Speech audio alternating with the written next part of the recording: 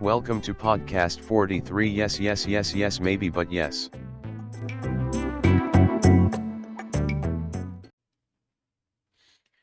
Welcome to podcast 43. Chris, how have you been? I've been good, Fulton. It's Fenton. This isn't Fulton. You're Chris. Fenton. All right, Fenton. How have you been, Fenton? Oh my god, it's been so good for me lately. You don't even know. All right, get out there, Fenton. Oh, okay. Sorry, he's our lawyer. He's been working on our pentatonics case recently, so he's been have to be around for a bit now. Yeah, it's a dumb. Those. They they got better lawyers than us, but they don't have Fenton though. Yeah, but they don't have a lawyer with a personality like Fenton does. So well, yeah. We're happy to be back. Yeah. We watched a better movie this week. I can tell you that already. Yeah, I definitely enjoyed this more than I Want to Hold Your Hand. So, it is what it is. Sometimes you get a doozy. But speaking of films that we've watched, this is an awesome segue. What have you been watching, Chris? So I've been watching, I don't know, the thing that's really resonated the most with me this week was my rewatch of Annie Hall.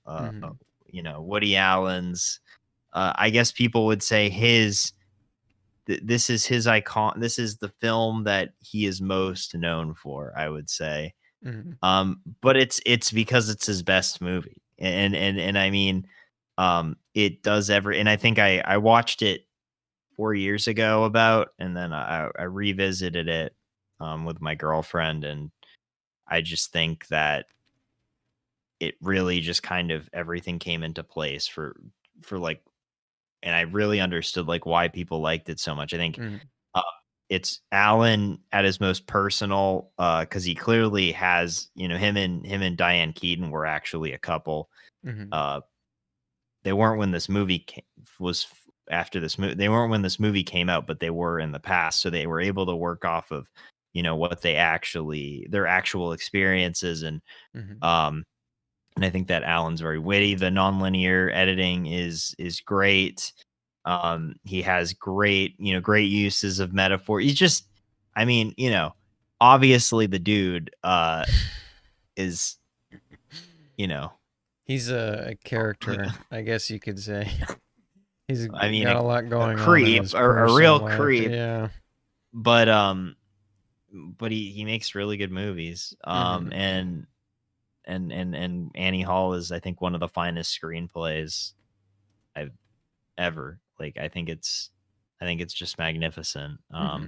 The great scene in which he talked. I mean, the thing is that that Alan is just kind of writing about what he knows and just pretty much playing himself, because I started reading his complete prose of Woody Allen book, which is a compilation of 3 of his books. And in Annie Hall, he talks about how he's obsessed with death, and he buys Diane Keaton these 2 books on death at the bookstore, and he's like, I'm gonna get you these. I'm really interested in death. And like, I just started this book and he won't stop talking about death. Like, but yeah, it's a great one. We'll be talking a lot more about Alan the week after next. So, I'll kind of get ready, save some of my thoughts for that. But we're covering the whole Woodyverse. It's happening. All 53 movies in 1 week. The No Sleep Woodyverse challenge. Yeah. So I don't know. What about you, Fulton? So I have not been able to watch a ton of movies this week, just because I think I mentioned it last week when we talked about Resident Evil. I've been playing the games a lot, so that has been taking up a good bit of my time when I'm not doing like coursework and stuff like that, and working. Yeah. But I did have time to get in two things that I kind of wanted to talk about. The first one, I'm still riding that the Beatle mania, I guess you could say. I Won't Hold Your Hand didn't deter me. I'm still watching or moving through some of the docs that I haven't seen about them. And this one was the U.S. versus John Lennon. Have you seen this one? No, no, no. It's about. I'm assuming it's about like Lennon's political activism and stuff. It is, yeah, and Yeah. the main thing that it kind of draws on is him versus the FBI and his immigration case and him and Yoko Mhm. getting deported and um so I think the documentary is interesting because it does dive into his like you said, his political activism and like his Mhm. protest songs. And uh after watching it, I listened to Sometime in New York City, which is like his third album, I think, and it's completely full of protest songs. Oh, um Ron Kovic's in it.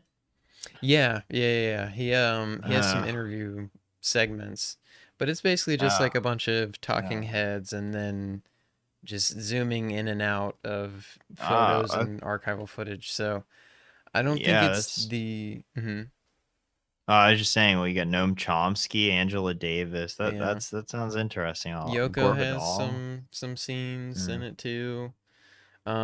It's like I said, it's interesting. I don't think it's like an amazing documentary. I think the subject matter is pretty interesting. Um, it feels like a MTV kind of like 30-minute thing. It felt a little, but by the middle half of it, I was kind of like, yeah, I kind of get it. I kind of get what they were trying to convey and their message and everything. But I still think, with that being said, the last half is still interesting. I kind of like how they tie it up at the end and about how his message and the messages that he was trying to push out into the world, um, during his later life, how that is still kind of relevant today and in some of that stuff. But yeah, I'm Yeah. not over the moon about it, but it's interesting. I'd say there might be some better docs.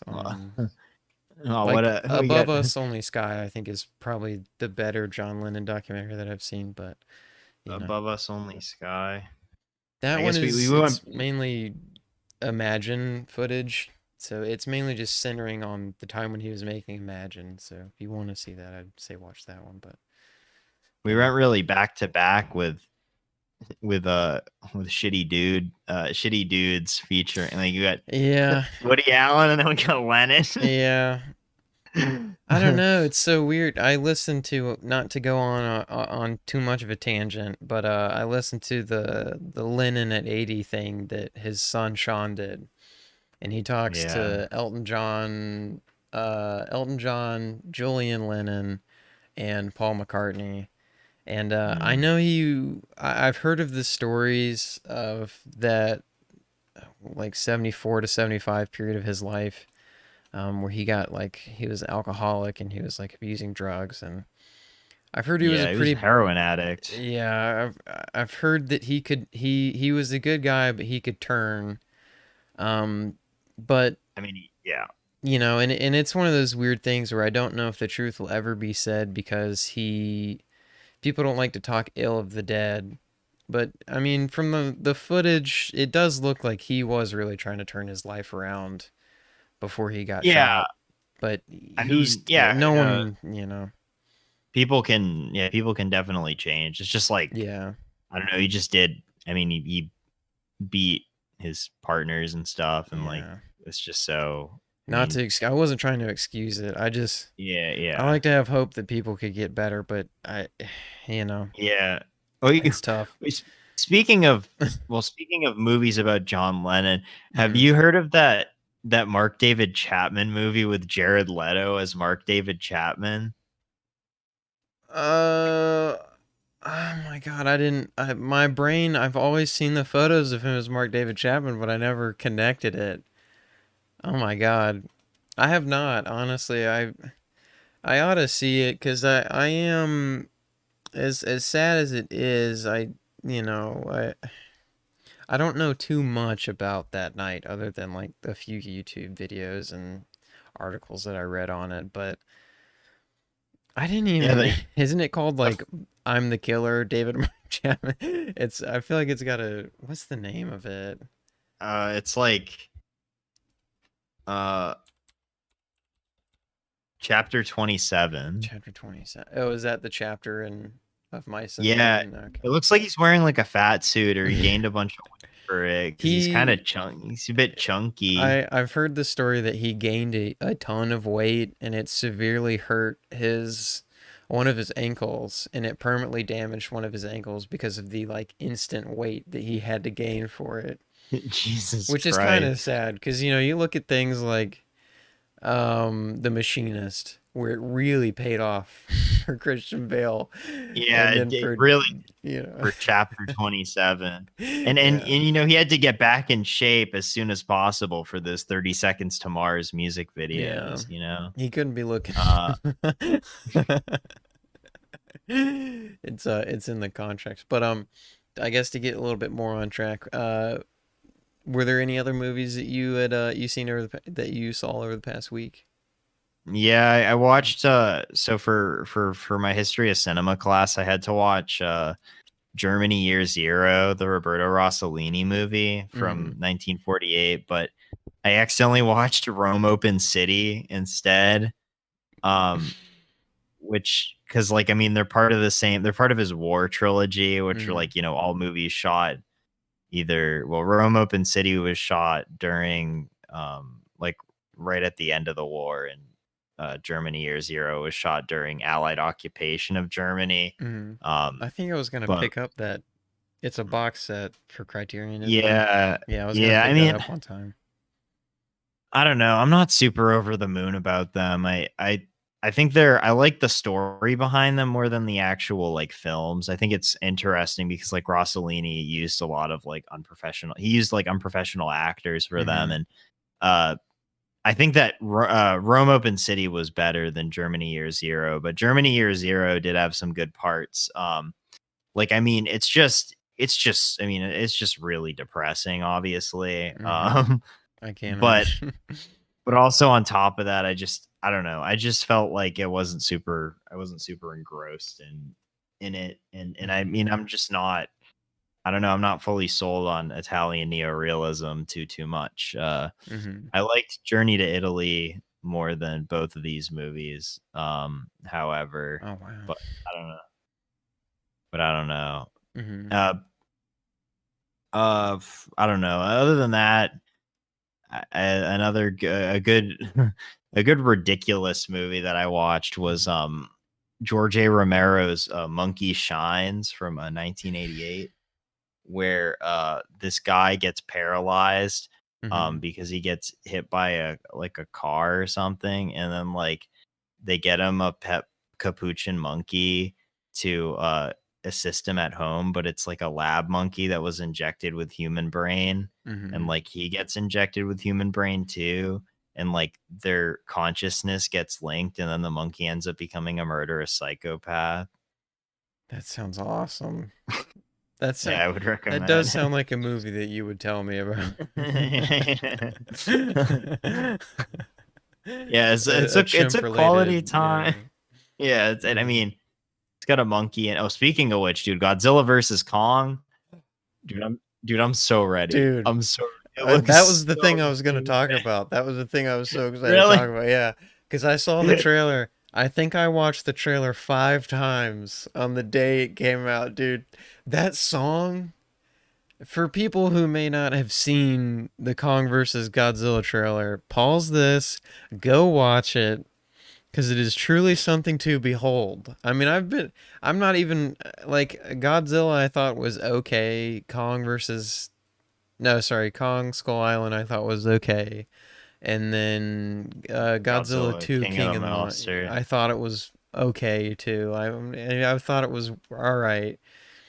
But man, if the movie can capture the energy of that trailer, holy shit. I mean, like one of my favorite things about like modern action trailers is they get like this crazy rap song about two people fighting. That's always the key to that song. It's like a rap song, or Yeah. something with like a hard beat and a hard bass, and then oh my God, it's so funny, and then all the action is put to the movement of the or the movement of the characters is matched up to the song, and the song is like a crazy like guitar riff as Godzilla's swimming up on Kong, and then and then Kong like just punches the shit out of Godzilla. It sounds so stupid, but oh my God, It's I'm gonna. incredible. We might be able to play a snippet of the song, and if I can, it'll happen now. Okay, thank you. Hopefully Spotify was able to clear that in time, in order for it to come out. Yeah, fingers crossed. But yeah, it's just something to behold. But yeah, Chris, that was my hot bullet in my gun that I was waiting to fire in the news section. But there's still Well, other great minds think alike, Fulton. great minds too. Well, what I'm thinking, and this is just a behind the scenes moment during podcast recording. I think that it might link up with our spring break, so maybe we might be able to do a quick Monsterverse retrospective. Well, I mean, unfortunately, I don't have spring break. Oh, for real? Yeah, they're just giving us random days off, but like, damn. Well, I mean, we well, can like, still who watch knows? them You can just come for just come for the weekend. Yeah, online, whatever. We'll figure it out. We'll figure it out. I don't know. I'm trying not to get too excited in my head because the trailer is so amazing. Like you don't want to get Hobson Shaw syndrome where the trailer is so cool and then you watch the movie and it's not as cool as the trailer. What I was gonna say, the artist name I looked up because I was like, that's an awesome song. I got to add that to some playlists. His name is Chris Classic, which is an awesome name. He wrote Witch Doctor for Alvin and the Chipmunks, and then his new album is called. Wait, no, how old is he? I think he looks like mid-40s, I think. Well, Witch Doctor is a song from the 60s. I just meant he was put in charge of making the Witch Doctor Alvin and the Chipmunks version for like the new. For the live action. Yeah, I should have clarified. But his new album is called Sauce Drip Perk Lit No Caps Happy Now? ? Bless you, by the way. Sorry. Thank you. Yeah, that's pretty epic. Yeah. I had to do some investigating. Okay, well, I guess last thing I want to talk about is F.W. Murnau's The Last Laugh, which is from 1924. It's a German silent film. It's beautiful. It's just very simple. Murnau famously hated using intertitles in his silent films, and he just wanted to let the images really speak for itself. And so like this movie only has like one intertitle, and it's just a very simple story about a poor guy that wants to get his job back because he wants to gain the respect of people, and like what that job signifies, like and so Murnau sadly never got to make a sound film, but he was really going, I don't know, he was just man was really out there making some great silent films, and then died in a car accident. But yeah, I want to check out Sunrise, which won Best Picture in 1926. I've seen Nosferatu, of course, but yeah. So those are the ones that I think that's about all I want to talk about. There's only one other. What were we gonna say? I was gonna say there were other things, but I don't think that they're notable. If you want to hear me talk about another Woody Allen movie, but whatever you want to, I'm down to listen to. Oh, okay. I guess Yeah. one more actually. Mm-hmm. Jean-Luc Godard's "A Woman Is a Woman" from 1961 was great. Mm-hmm. It's just Godard doing, his. Well, this was his second movie, I think, second film, Mm-hmm. and it's just like, oh, it's kind of making fun of like the Hollywood musical, and it's just about how Anna Karenina wants a baby and like her boyfriend won't give her a baby, so she's like, well, I'm gonna go have a kid with another person if you're not gonna give me a child. And like, I don't know, there's just some great scenes. There's this one scene where they have an argument in their apartment, and they just use titles of books as ways to argue with each other. Like, they'll Mm-hmm. get up a book off of the bookshelf and show it to people, and then like all the music is like it's like just funny. It's just like upbeat tunes like that Mm-hmm. they'll just listen to on like the jukebox, and like it's really just about like how much they hate each other or something. Like, I That just that sounds very Godard-esque. You know what I oh mean? yeah, oh Yeah. yeah, definitely, yeah. So I'm almost done with his new wave output. I think I have 4 or so left. Mm-hmm. Um, but yeah, I mean, I've already said that, he's one of my favorites, but Mm-hmm. he's just so great. Yeah. All right, what was the last thing that you wanted to talk about? Um, I know I briefly talk about stuff that I've watched but I haven't finished. I heard about it like not too long ago, but it was weird because I saw like 3 advertisements for 3 different shows, but they were all centering on this killer. And so I don't know really what happened that inspired this kind of, I guess, wave Jeff about the him. Killer? No, it's actually I don't know his name. But I'm he's just referred. Jeff the Killer's the creepy pasta guy. Oh boy, is he the dude in the dream? Does he have a It's name? it, That doesn't matter. It doesn't matter. I'm sorry. oh, I don't know why I thought about that dude. You know what? Shit. Um, it's Netflix made a docu-series called Night Stalker.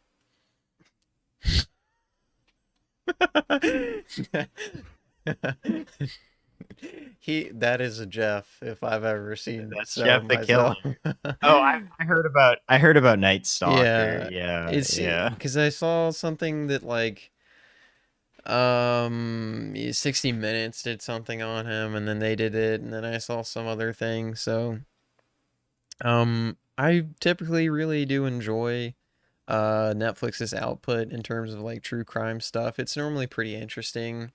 Um and so I watched the first one of this one, and I don't think that it's necessarily bad. I'm only speaking off of the first episode.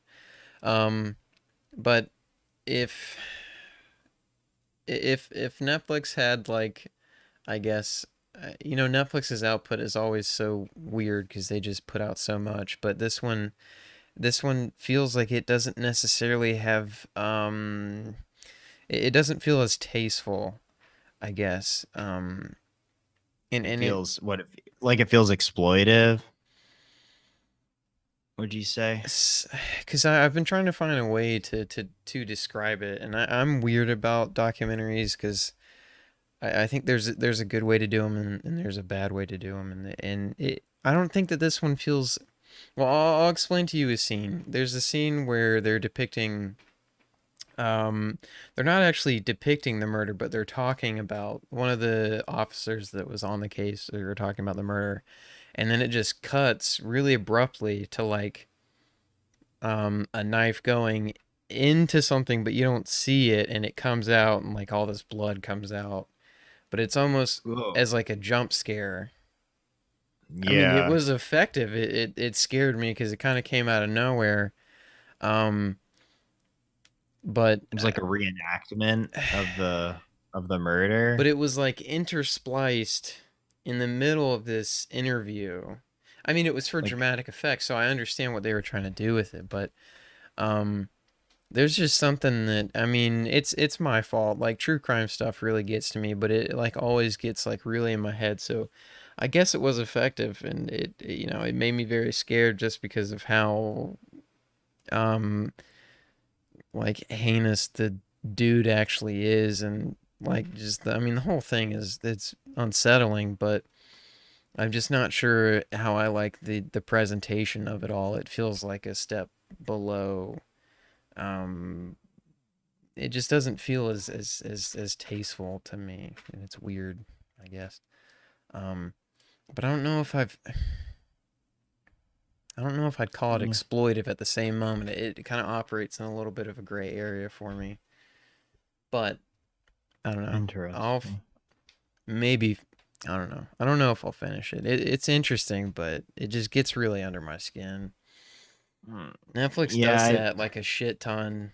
They I mean they have so many true crime film or docu yeah. series. It seems like there's like one every. It seems like there's like one every month or something. Yeah, and People it are takes like, over too. Like a lot of yeah, it's people like, did you ever see the one about? Tiger King. Did Oh you hear that God, one? Which I get think you Tiger ever? King was it's an interesting watch for sure. But well, It's like the one that really messed with me was Don't Fuck with Cats. That one was insane. That one really I heard, messed with me. yeah, I heard about Don't Fuck with Cats. I heard people were like, "Whoa, it's insane, dude." It's Uh, disgusting. It's terrible, man. But it's one of those things. I mean, it's yeah, but weird. when are they gonna do? When are they gonna do their Jeff the Killer docu series? When you said Jeff the Killer, I thought of there's always that poster and they're like, "Have you seen this man in your dreams?" You know what I'm talking about? No, The weird It's a he looks weird. I've never seen the dude in my dreams before. I would hate to see him in my. He looks oh pretty. damn. He's out there. I'll look it up. I'll send you it. Okay, But I okay, okay. appreciate you sending me Jeff the Killer during the. um, He but wa- uh, I was gonna say he was the star of every creepy pasta thumbnail he from like truly, 2013. he truly was. I've seen it so many times. It's just um, funny at this point, but um, I didn't mean to yeah. ramble on too much, but Do we want on to the do we want to go to news? This is a very loose. What have we been watching? But that's good. That's good. yeah, um, yeah. We'll go to. I was actually about to cut for ad. I completely forgot about the news. Okay, we'll rattle them off quickly. Um, Taron Egerton, sorry, and Paul Walter Hauser are working on Let's fucking go, Richard Jewell. yeah are working on an Apple series called In with the Devil. John Boyega and Robert De Niro working on a I think it was a crime movie called The Formula, which I never thought I wanted to see them together, but I'm very glad that Yeah, it's no, I happening. do. Yeah, yeah. Um, Cara Delevingne's anthology film Woman Stories is moving along pretty well. They just got I think a ton of writers and a few more actresses to join on with them, so that's good. Um, we all knew it was happening. It was just a matter of when. But a Harry Potter TV show is moving along to HBO Max. I think I'm gonna be sick. Oh no. They just hired a new chief of. I'm gonna call him the chief of direction because I have no other idea what they called him. But Oh. there's like this dude that they brought on to oversee all of their output in terms of like media and stuff for Harry Potter. I mean, for the Wizarding World. So he's kind of like the Kevin Feige, I guess, of their video games, the Wizarding World video games, and all that stuff. Yeah. Which is Seems interesting. like it. This one sounds awesome. Kenneth Branagh is going to play Boris Johnson for this. It's called For This Spectred Isle. I want to say. What is it like Sep- a Scepter? Brexit a Dude, Brexit I hope. film? That would be I mean, we awesome. already we had We already the got Benedict HBO. Cumber, Yeah, HBO did the Benedict Cumberbatch Brexit movie, so Yeah. yeah, keep them coming. Brie Larson is starring in Lessons in Chemistry. We'll rattle off some delays. Unfortunately, these movies were scheduled to come out, but because of the coronavirus, they got delayed. All these movies are going through either their I feel like third or fourth delay. Yeah. Quiet Place 2, I know that one's been delayed a few times. The Kingsman, I think this might be its first delay. I think it's always been slated for February, but I don't know when that one's Yeah, coming out. it always was. Yeah, Yeah. I think. Unfortunately, No Time to Die is again getting delayed, which I don't. At this point, I don't know if I'll get to that after. And unfortunately, Edgar Wright's new film Last Night in Soho is also getting delayed as well. Um, I think the question is starting to pop up. Is it really worth it to delay these films anymore? I don't know. That's just kind of what I keep thinking about. I mean, I do want to see No Time to Die on a big screen for sure. I do too. But I'm not, because that one would go to HBO Max, so at least I know I could still see that one in theaters. If it did. No, it wouldn't. I thought it would. No, It wouldn't? it's MGM, not Warner Brothers. The only reason I thought it would go to HBO Max is because for some reason HBO Max is making a new cut of Casino Royale. How they're getting the rights to it, I have no idea, but supposedly they're making a bloodier, more violent cut of Casino Royale. Interesting. Yeah, no, but they don't have distribution, so okay, so that one's on me. That's the only reason I thought that one would maybe get moved, but I know it's also a very big film. For those who might not know, there was a movie called The Gentleman done by Guy Ritchie that had Hugh Grant in it, and their collaboration is not ending with The Gentleman; it's continuing on to Guy Ritchie's next film, which is still untitled. Kong versus Dude's Rock. Yeah, Gentleman Rock, actually. The Kong vs. Godzilla trailer we already talked about. Apparently there's a Peter Pan and Wendy movie, and it has cast Jim Gaffigan as Mr. Smee.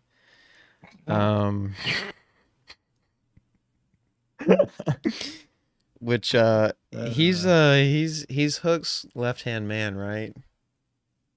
Yeah, okay. It's actually pretty good casting. Yeah, I can't lie. That's and finally, to round it all off, we have Paul King's Willy Wonka prequel.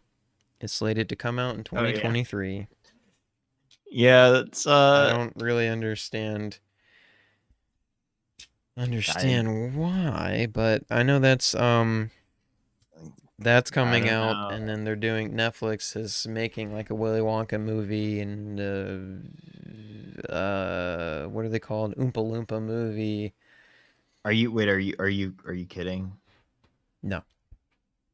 All right. I always feel like I say his name wrong, but Taika Waititi is writing the Oompa Loompa movie, I think, and he's probably directing it. I think. God, that dude is. I don't know, man. That dude is so overrated, man. I don't know. I don't know. I don't know, dude. The only thing that I can say that I really do like is What We Do in the Shadows, the show. And I have my own gripes about that, but I didn't think What We Do in the Shadows, the movie, was that funny. Like, I think it's like funny in your head, but it never really. I was like, I guess that's funny. Yeah, that's what I say a lot of the time with this, but yeah, it's like, and Jojo Rabbit was, I mean, like, come on. Yeah. One of the most reprehensible movies last year that I think, in my opinion, it just wasn't. It just wasn't funny. It was twee in the worst way. I thought it Wes was just Anderson ripoff. That's what it felt to me. I don't think Yeah, that it's a bad movie per se. I just didn't understand all the hype around it. But yeah. I that's mean, just me. Yeah. But uh, what was I? Oh, I guess Hunt for the Wilder People is like the only one of his movies that I haven't seen that I'm like, yeah, this looks like it would be cool, but yeah, I'm in the same camp. I've yeah, just yet to see that one. yeah. I I guess Thor and I Ragnarok just want, was fun. It's the more yeah, but it's just tolerable of Marvel. so okay. Yeah. Yeah. I just want to watch Hunt for the Wilder People too, mostly because of Sam Neill too. Mm-hmm. Um, but Because but of Boris yeah, Johnson. as a I get it. I get yeah, I don't know. Well, we'll be right back after this message from Chris. All right. Bada bing. And we're back. All right. So our feature film. All right. So we are talking about Jacques Demy's The Young Girls of Rochefort. Rochefort, yeah. The Young Girls of Rochefort from 1967. A colorful musical. Fulton, what did you think of The Young Girls of Rochefort? I guess just to give a little background on where I come from with Demi. This is my first Demi movie that I've seen by him. Um, I also wanted to say my stance on musicals. Choreographed music has always made me very uncomfortable. There's just something about it that I don't understand. No, I'm kidding. I wouldn't say I'm a musical man, but whenever I do watch a musical, I normally really have a lot of fun with it. It's one of those weird things that my I don't know. I always thought when La La Land first came out, I thought it was very stupid, and then I saw it, and I was like, okay, I actually really do like this movie. So I was like, I Yeah. don't get In the fact, point of you even musical. got me when it came out. When it came Hmm. out, I remember you got me one of the posters, and I then you did. got another one. I have You were like working at the theater. three. I have like three or four La La Land Yeah. posters. Um, Shout out to Rids for giving those to me. Um, Yeah. but yeah, no, I enjoyed it. I thought it was quite pleasant. The color palette is amazing. It looks visually beautiful. And I think if anyone is gonna make a film, just shoot it on 35 millimeter, because goddamn, it's That's so beautiful. It's beautiful. truly just beautiful. I want But to. mhm.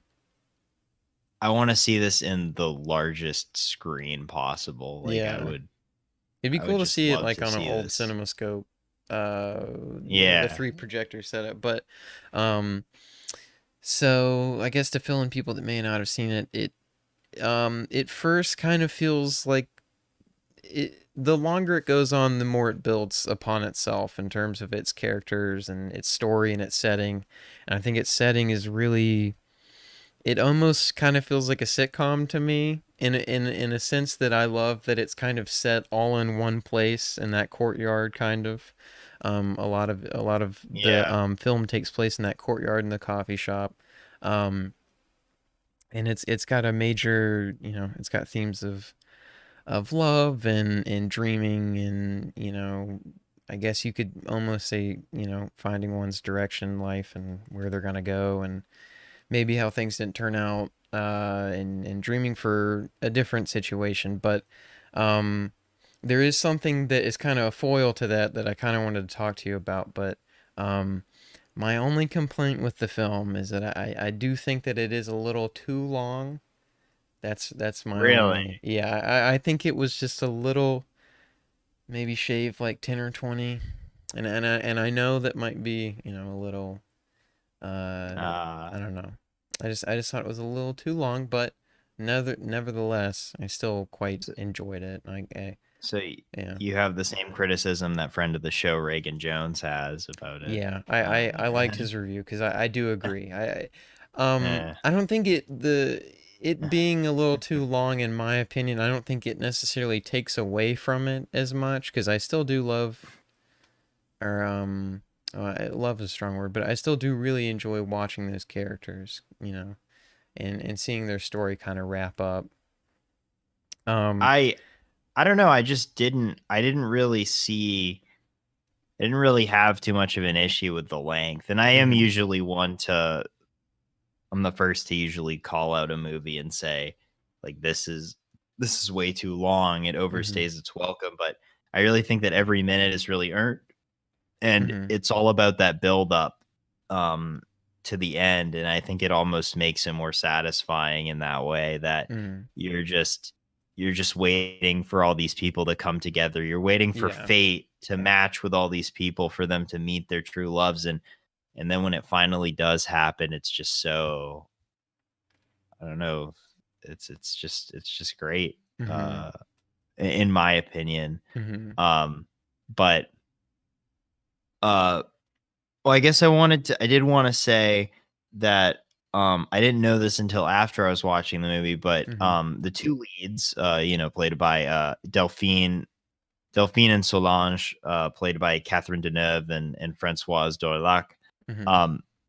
They were sisters in real life. I didn't even know that Catherine Deneuve. I didn't know that Catherine Deneuve had a sister. Yeah. I mean, they do look similar. To give them credit. Yeah, they do.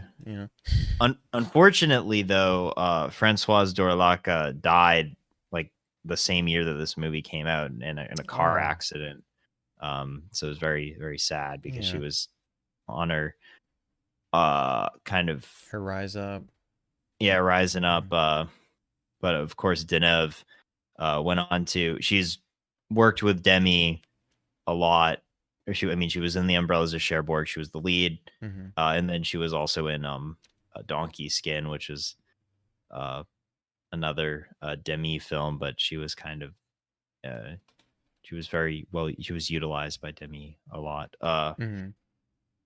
But yeah, I guess the for me in musicals, I have an issue with musicals most of the time, or at least I thought that I did, because I was only really exposed to modern musicals, which I still really hate. I don't know, there's just something about how they do the songs and stuff, and how they all kind of sound samey to me. Of course, as any kid growing up, as any kid in elementary school in the mid 2000s, you couldn't avoid High School Musical, which I was never a fan of. As a kid, I was like, really, dude, I remember the night that High School Musical 2 was premiering, and I had my cousins come over. I was so excited, and it didn't. To a young Fulton, it did not disappoint. I mean, looking at, I haven't watched them ever since I was a kid, but I don't really have a strong desire to. Oh, you don't? You don't? Yeah. I've seen, I mean, I haven't really seen too many modern musicals. I guess La La Land was the last modern musical that I watched. Like Ryan Murphy's The Prom, dude. Is awesome. Let's give it a 10 out of 10. Just drop a little mini review. I know we did discuss watching it together as a joke, but it wasn't a joke. I don't remember it being a joke. Oh, okay, you're right. But that's the thing. That's most musicals feel that way now, and when La La Land came out, I kind of discovered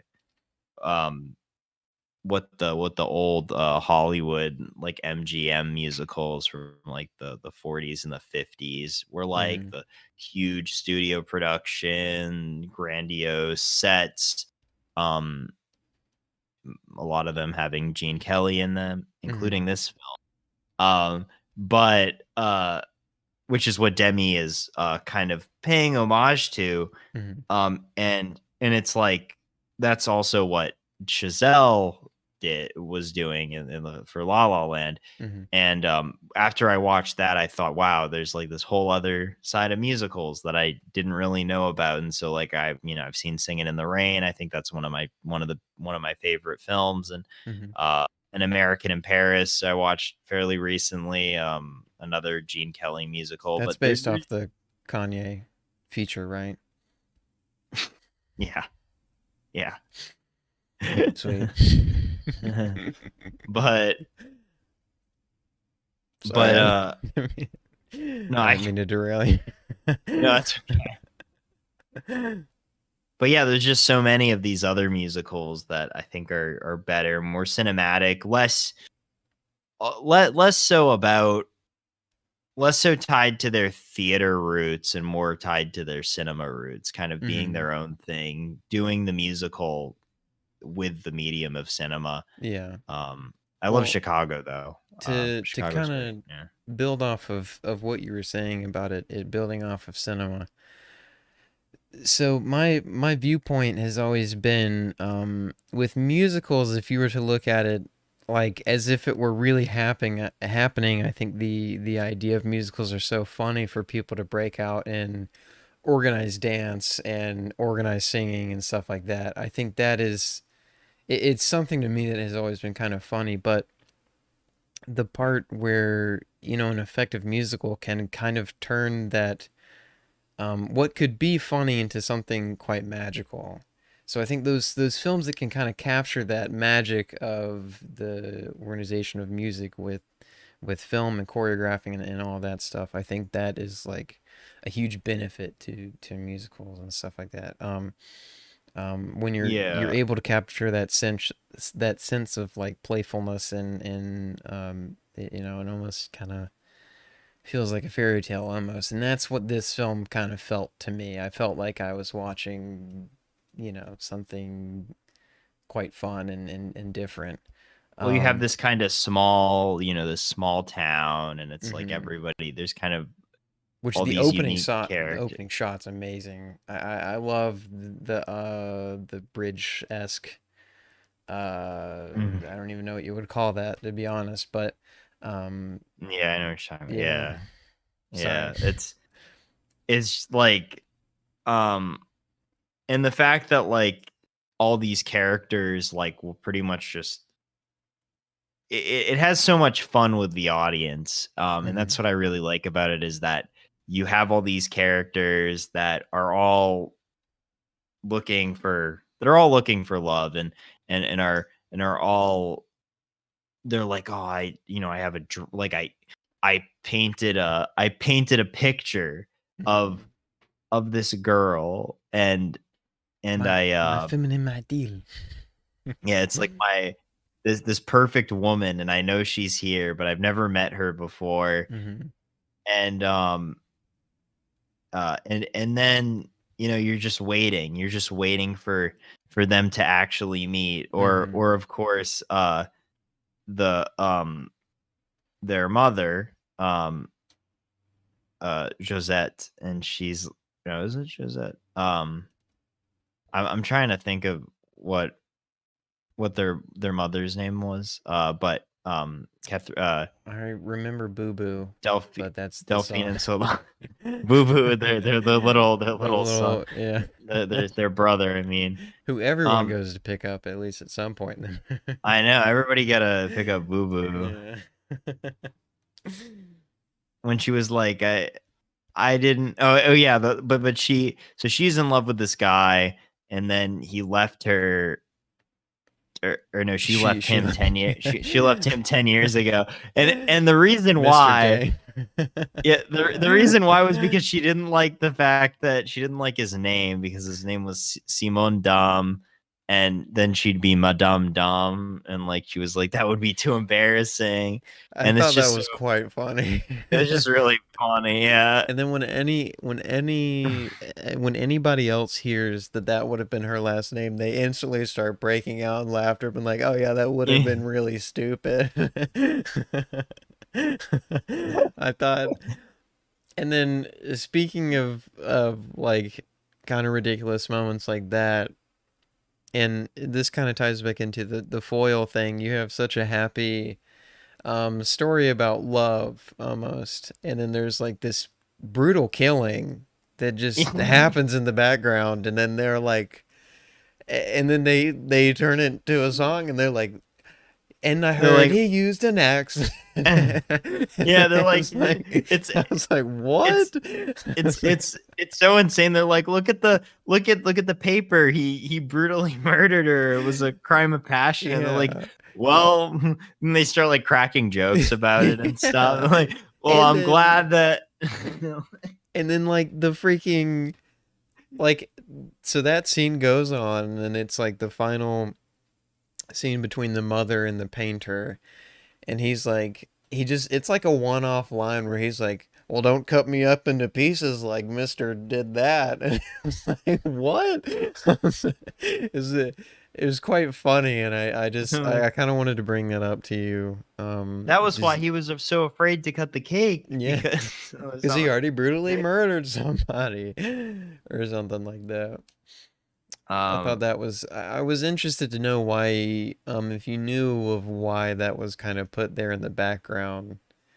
Yeah, honestly, your guess is as good as mine. I have no idea why he put that in there. I just think it's like, wouldn't it be funny if we just like juxtapose like this horrible murder and like the cruel reality of life, and with then two this characters kind of meet there because they want to go see the body or something. Yeah, whatever. But well, what I thought they were doing with that character, Mr. Estroges or Esther, dude, wasn't it? It was, I believe it was Dutros, okay. Yeah. What they were going to do, what I thought they were going to do, is because there's a lot of scenes where the military are just kind of in the background and they're moving information. Yeah. And he has a ton of comments about like, what, why do we need them? There's already so much trouble in the world. Do we really need army men here? He makes some comments about that. So I thought that the film was gonna build upon a message about the military or something, which I thought was kind of interesting to deal with something in such a, I think it felt off, but it would have been interesting. And then it just turns out that the dude complaining about all the brutality in the world goes and brutally murders a woman that he's been stalking. I guess he was like, do as I say, not as I do, Apparently so.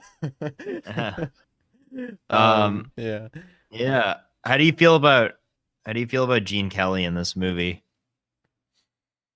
Gene Kelly, was he Solange, the Solange is oh, okay. That's who I thought. Yeah.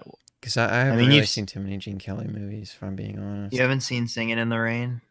It's always been on my list. Yeah. But you know what? We have the West Side Story remake to look forward to by Steven Spielberg. What did I think of Gene Kelly? I thought he was fun. He kind of does light up he brings a lot of enthusiasm to kind of each shot that he's in, and I do appreciate that. I thought he was fun. He's not in it a lot, but yeah, he's not in it a whole lot, but I really do appreciate that he was included because as somebody that was kind of like one of the biggest stars from these types of musicals that Demi is kind of paying homage to. It was nice to see someone that was in them, and I think that his French is pretty good too. Yeah, he's pretty convincing. I read though that he didn't actually all the songs that he sings. It wasn't actually him that was singing them. They would dub over him because he couldn't sing in French the correct octave and stuff. It was a little bit different than singing in English, so that makes sense. But I don't know. I just think he's just one of the great movie stars. He has the smile, that Gene Kelly smile that's on par with the Tom Cruise smile for me. On par with the Lawrence Fishburne grin to me. The Martin Lawrence shocked face. Dude. Iconic. I'm probably gonna watch it soon because I am quite excited. But there's a movie with Martin Lawrence and no, what's his name? James Gandolfini. It's free on YouTube. I'm looking forward to it. It's like shouting. The poster's just both of them yelling at each other. And I was like, that's already sold me. That's got me in there. Was sorry, not to distract, but I wanted to ask you. There was my favorite song was probably, I love the scene where the mom, she's talking to the two, they call themselves the Carnies. I forget if they actually have names, but I don't think I don't believe. I want to say that they don't have a name. I think they're referenced once near the ending. Well, they do say Solange, I believe, says to them, "Oh, look, it's Jules and Jim," which I thought was funny because you know it's a reference to the Truffaut movie. But I don't think that they actually have a name. Went over my head. I'm probably thinking that's the line, but my favorite. Probably my favorite scene in the movie too, maybe, is when the mom asks him like, "Well, what do you do?" And they both look at each other and they they break out into dance and they talk about going from town to town, following the wind, and never quite settling down. Yeah. I thought that was probably my favorite, but they also have there's a song that they do, but I'm forgetting the lyrics, and that one might be on the lower end for me. But it's, I'm trying to remember. But I guess the segment I was leading into that was, what was your favorite kind of piece of what was your favorite musical piece? Actually, their names were Etienne and Bill. Okay. My favorite song, I think, is I think it's the opening song that they sing about how they're both Geminis, and they're just saying it, it's their big number as sisters. I've just been whistling it all day ever since I watched it. I think just gonna call them Jules and Jim, just because the first, I know you said and something in Bill. You know the outfits that they have at the very beginning of the movie? Yeah. Yeah, I mean, you should take a photo shoot in those outfits. Yeah, I think we should. That will be our Halloween costume. Yeah, that'd be pretty funny. Yeah, I think that one is. I think I told you that before we started recording. That it's probably my second favorite because I think that one does have a very nice tune to it. Yeah. So I know he wrote. I know Demi wrote the music, but did he write the composition for it too? I was just curious. I don't know. Because I thought the composition was very, very well done too. There's a chance. It was very. Let's see.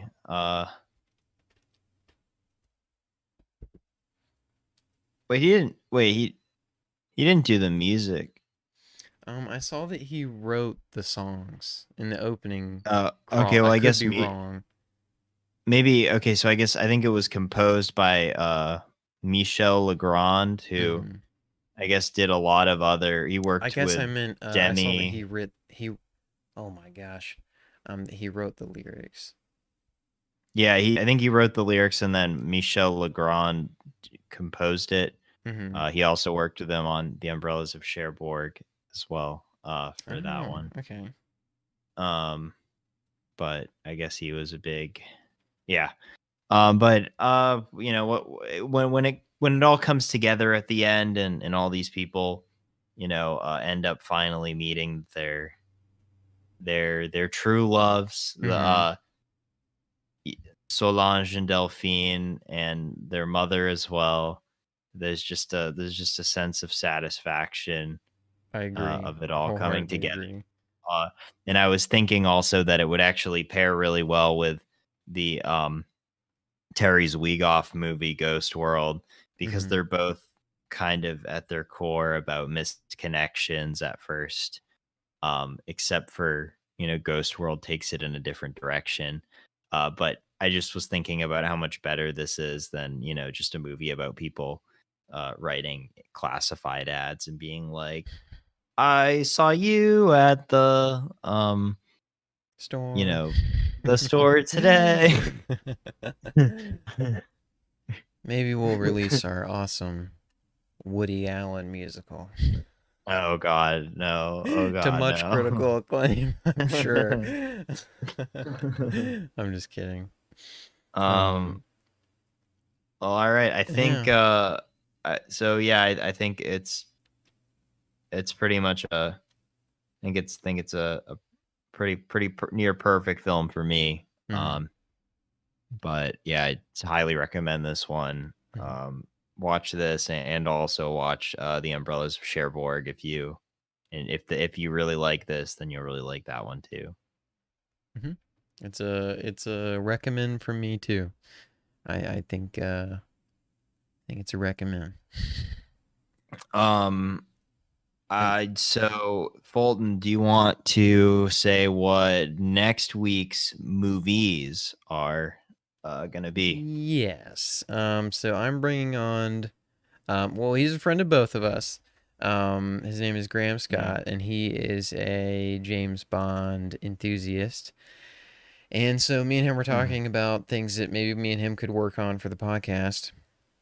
And so we did land on James Bond. I took the long way of talking about that, so I'm sorry. But I thought it would be fun to choose in his mind, the best James Bond film and maybe one of the worst James Bond films. So we'll be covering Casino Royale and Die Another Day. Those two I'm very excited to cover. So yeah, we're going to be doing a double feature next week with Graham Scott, and so I'm pretty excited about that. So excited to talk about. I've never seen any Pierce Brosnan Bond, but I've heard the legends of the epic one-liners and ridiculous 90s the CGI stuff. Looks interesting. I've seen most of GoldenEye, but I didn't finish it for some reason. I thought GoldenEye was, I thought it was kind of funny, but from what I remember. But I'll finish it one day. I know for sure.